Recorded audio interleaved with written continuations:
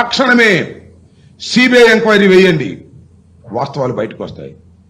ఎవరెవరు దీనిలో పాల్గొన్నారో బయటకు వస్తాయి. నేను ఒక మాట అడుగుతున్నా, చంద్రబాబు నాయుడు గారు, పవన్ కళ్యాణ్ గారు, హోంమంత్రి గారు, మీకు తెలియదా అతను కాల్ చేసినట్టు? చెప్పండి. ఎందుకు తెలిసి నాటకం ఆడుతున్నారు? చెప్పొచ్చు కదా, మీడియా ముందుకు వచ్చి పోలీసులు కాల్ చేశారని చెప్పొచ్చు కదా, ధైర్యంగా వాస్తవాన్ని ఒప్పుకోవచ్చు కదా. వాస్తవాన్ని ఒప్పుకోకుండా దాగుడు మూతలాడేటటువంటి కార్యక్రమం చేస్తున్నారు. అటు కోర్టుని మభ్యపెడుతున్నారు, కోర్టు ముందు అసత్యాలు చెప్తున్నారు, ప్రజల ముందు అసత్యాలు చెప్తున్నారు.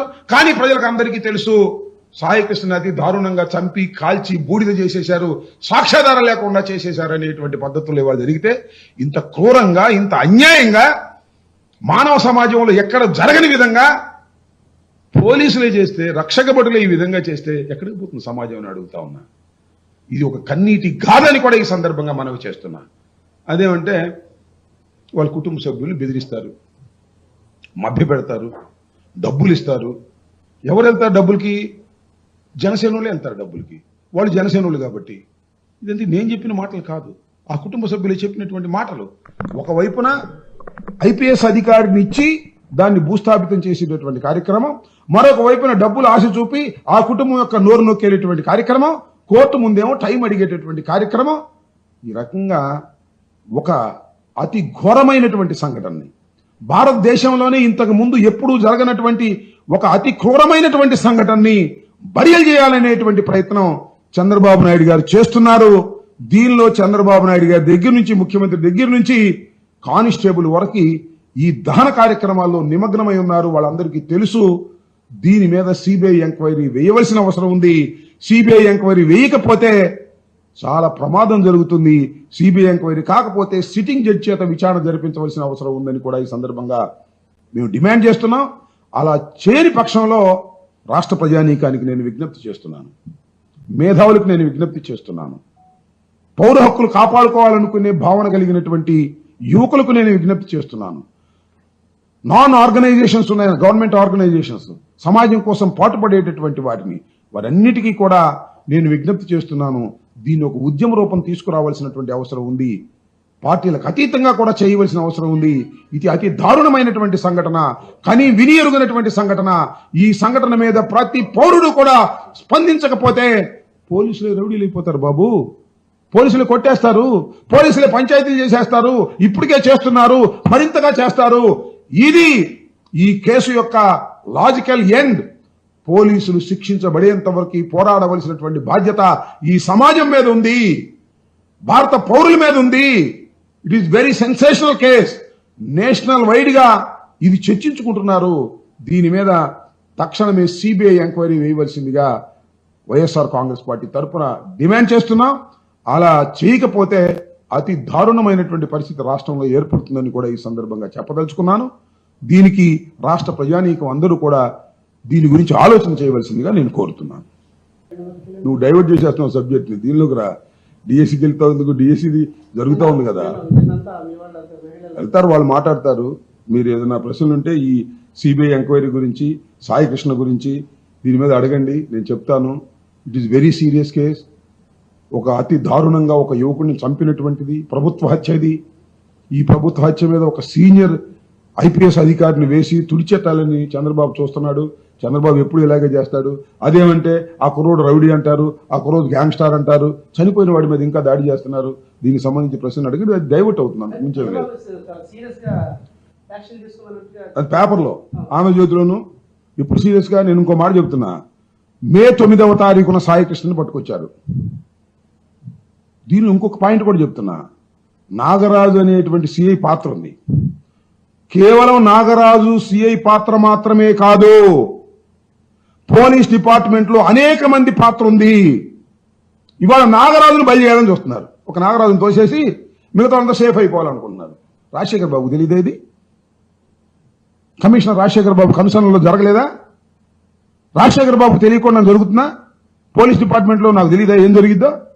పోలీస్ డిపార్ట్మెంట్ లో పై అధికారికి తెలియకుండా ఏది జరగదు.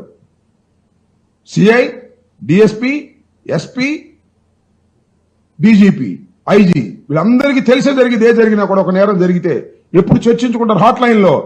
కేవలం నాగరాజు అనేటువంటి సిఐని మాత్రమే బలి చేసి ఇంత పెద్ద కేసులో తూతు మంత్రం చేయాలనేటువంటి ప్రయత్నమే హరీష్ కుమార్ గుప్తా అదేవిధంగా రాజశేఖర్ బాబు చేస్తున్నారు. దానికోసమే సిఐడి ఒక సీనియర్ ఐపీఎస్ ఆఫీసర్ అయితే వీళ్ళు చెప్పినట్టు రాసేస్తాడు. చెప్పారు కదా, రాసేసిన తర్వాత ఏం లేదండి, అతను పెద్ద రౌడీ, పెద్ద గ్యాంగ్స్టారు, వాళ్ళు కొట్టుకుని అక్కడ చచ్చిపోయి ఉంటారు, అందువల్ల ట్రేస్ చేయలేకపోతున్నాం, మళ్ళా 1 సంవత్సరం ఇస్తే మేము ట్రేస్ చేస్తాం అని క్లోజ్ చేసి పారేస్తారు. ఈ నాగరాజుకు మళ్ళా పోస్ట్ ఇస్తారు. ఇంతే జరిగేది. శుభ్రంగా రాజశేఖర్ బాబు సేఫ్ అవుతాడు, హరీష్ కుమార్ గుప్తా సేఫ్ అవుతాడు, ఈ శవాన్ని తీసుకెళ్లినటువంటి కానిస్టేబుల్స్ సేఫ్ అవుతారు, జీపులో వెళ్ళిన డిఎస్పీ సేఫ్ అవుతాడు, ఇంకా అడిషనల్ ఎస్పీలు వీళ్ళందరూ సేఫ్ అవుతారు. ఒక్క రాజశేఖర్ బాబుని ఒక్క నాగరాజును బలి చేసేసి మొత్తం సేఫ్ అవ్వాలనేటువంటి పెద్ద కుట్ర జరుగుతా ఉంది. శవాన్ని తగలేసే దానిలో కుట్ర, ఆ తర్వాత దాన్ని మాఫీ చేసేందుకు కుట్ర జరుగుతా ఉంది. దీన్ని కేవలం ఒక సిబిఐ విచారణ తప్ప రెండోది బయటకు తీసుకురాలేదు. చంద్రబాబు నాయుడు గారు దీన్ని కప్పిపెట్టడానికి ప్రయత్నం చేస్తున్నాడు. ఇది వాస్తవం.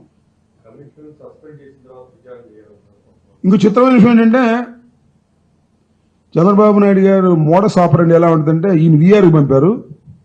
చంద్రబాబు నాయుడు గారు సింగపూర్ నుంచి సీరియస్ అయ్యి వీఆర్కి పంపడం ఏంటి, సస్పెండ్ చేసేయండి అన్నాడంట. ఇది డ్రామా. సస్పెండ్ చేస్తే అయిపోద్దా? ఎంతమంది సస్పెండ్ చేయాలి? ముందు కమిషన్ సస్పెండ్ చేయాలి. రాజశేఖర్ బాబుని ఎంతమంది సస్పెండ్ చేయాలి ఈ కేసులో? ఏంటిది? ఒక్క నాగరాజు అనేవాడిని బలి చేసేసి అందరూ సేఫ్ అయిపోదాం అనుకుంటున్నారు. పప్పులు ఉడకవు చెప్తున్నా. న్యాయస్థానాలు ఉన్నాయి. మీరు రాజీలు గీజీలు పడ్డా కూడా ఎట్టి పరిస్థితుల్లోనూ సమాజం అంగీకరించదు. దీని లాజికల్ ఎండ్కు తీసుకువెళ్లేంత వరకు ఈ సమాజం నుంచి పోరాడతారు. వైఎస్ఆర్ కాంగ్రెస్ పార్టీ ఈ కేసుని బయటికి తీసుకొస్తుంది. ఎంత దూరమైనా వెళ్తుంది. జగన్మోహన్ రెడ్డి గారితో కూడా మేము మాట్లాడాం. ఆయన కూడా దీనిలో చాలా సీరియస్ గా ఉన్నాడు. ఒక పౌరుణ్ణి చంపేయడం ఏంటి? చంపేసి గుట్టగాల్చి ముఖాన్ని వేసేటటువంటి కార్యక్రమాలు చేస్తున్నారు. ఇది చాలా అన్యాయం. ఇప్పటికైనా సిబిఐ ఎంక్వైరీని నేను 2 చెప్పాను కదా, 2 గుర్తుపెట్టుకోండి.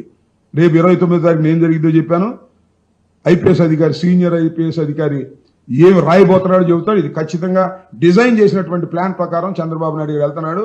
దీనిలో మరి పవన్ కళ్యాణ్ గారిని పక్కన కూర్చోబెట్టుకున్నాడు. అమాయకుడు, మరి అజ్ఞానో తెలుసో తెలియదో అన్నిటికీ కొడుతున్నాడు. వాళ్ళేమో జనసేన కార్యకర్తలు. ఆ కుటుంబం జనసేనకు పనిచేసింది. ఆ కుటుంబం పవన్ కళ్యాణ్ ముఖ్యమంత్రి కావాలని కోరుకున్నారు. ఆ కుటుంబం లోకేష్ ఎమ్మెల్యే కావాలని కోరుకున్నారు. మంత్రి కావాలని కోరుకున్నారు. ఆ కుటుంబానికి దిక్కు లేకపోతే ఇంకేముంటుంది చెప్పండి? నాకు అర్థం కాలేదు. దానికేమో చంద్రబాబు నాయుడు గారు పక్కన పవన్ కళ్యాణ్ గారు కూర్చుని డూడు బసంలాగా తలకాయ ఊపుతున్నాడు. సిబిఐ ఎంక్వైరీ ఏమైనా అడగొద్దండి? నాకు అర్థం కాలేదు. ఒక జనసేన కార్యకర్త అతి దారుణంగా పోలీస్ స్టేషన్లో కొట్టబడి చంపబడి ఆ తర్వాత అతన్ని దహనం చేసి బూడిద చేస్తే ఆ తల్లి ఆవేదన వినలేదా పవన్ కళ్యాణ్ గారు? పంపించమంటారా చెప్పండి. మీ వాట్సాప్ నెంబర్ చెప్పండి, ఆ తల్లి ఆవేదన పంపిస్తాను. ఆ తల్లి ఆవేదన చూడండి. అప్పుడైనా నీ మనసు కరిగిద్దేమో తెలుసుకోండి. చంద్రబాబుకు మనసు లేదు, కరగదు. నీకైనా మనసు ఉందనుకున్నావు. నీది కూడా చంద్రబాబుతో సేవాసం చేసిన తర్వాత నీ మనసు కూడా గట్టిగా రాయిలాగా అయిపోయిందేమో మాకు తెలియదు. నీకు మనసు ఉందేమోనని పాపం వాళ్ళు భ్రమిస్తున్నారు. ఆ కుటుంబ సభ్యులు ఆలోచించమని మనవి చేస్తున్నా. ఇప్పటికైనా సిబిఐ ఎంక్వైరీ వేయవలసినటువంటి అవసరం ఉంది. This the case for CBI enquiry. వేయకపోతే మీరు తప్పు చేసిన వాళ్ళు అవుతారు. ఖచ్చితంగా ఇది సిబిఐ ఎంక్వైరీ దాకా దారి తీస్తుంది. వాస్తవాలు బయటకు వస్తాయని విశ్వసిస్తున్నాం.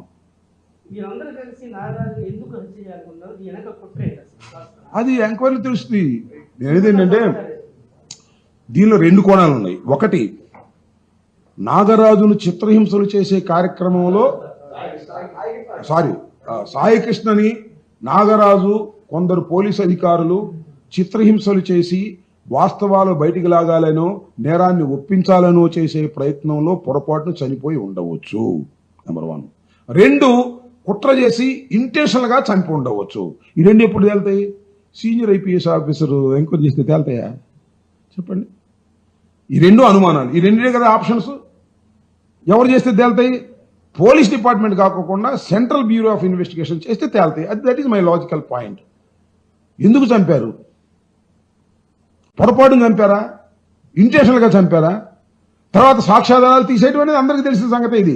ఇది మన రాజశేఖర్ బాబుకు తెలుసు, హరీష్ కుమార్ గుప్తాకు తెలుసు, అందరికీ తెలుసు. అందరి దగ్గర నుంచి గ్రీన్ సిగ్నల్ తీసుకున్న తర్వాత మాత్రమే సాయికృష్ణ బాడీని తీసుకెళ్లి దహనం చేశారు.